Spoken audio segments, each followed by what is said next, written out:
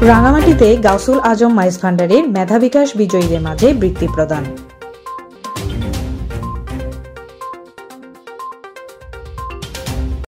রাঙামাটির গাউসুল আজম মাইজ ভান্ডারের উদ্যোগে মেধাবৃত্তি ও বিনামূল্যে শিক্ষা সামগ্রী বিতরণ অনুষ্ঠিত হয়েছে।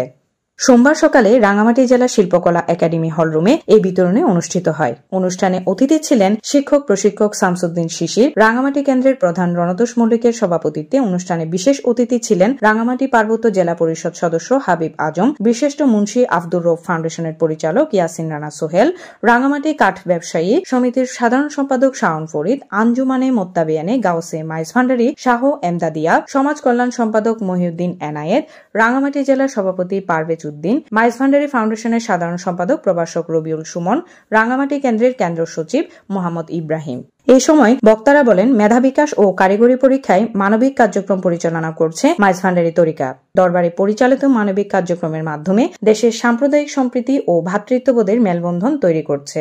বক্তারা বলেন, নৈতিক শিক্ষায় শিক্ষিত হতে গেলে অবশ্যই পড়ালেখার বিকল্প নেই। শিক্ষার্থীদের লেখাপড়া করে মানুষের মতো মানুষ হওয়ার পাশাপাশি নিজেদের মধ্যে মূল্যবোধ সৃষ্টির আহ্বান জানান বক্তারা। বিভিন্ন স্কুল ও মাদ্রাসা থেকে 402 জন পরীক্ষার্থীর অংশগ্রহণে মেধাবৃত্তি ও মেধা বিকাশ পরীক্ষা অনুষ্ঠিত হয়। এ সময় বিজয়ী 37 জনকে মেধাভিত্তিক পুরস্কার ও 22 জনকে বিনামূল্যে শিক্ষা সামগ্রী বিতরণ করা হয়। Desk report, CST TV।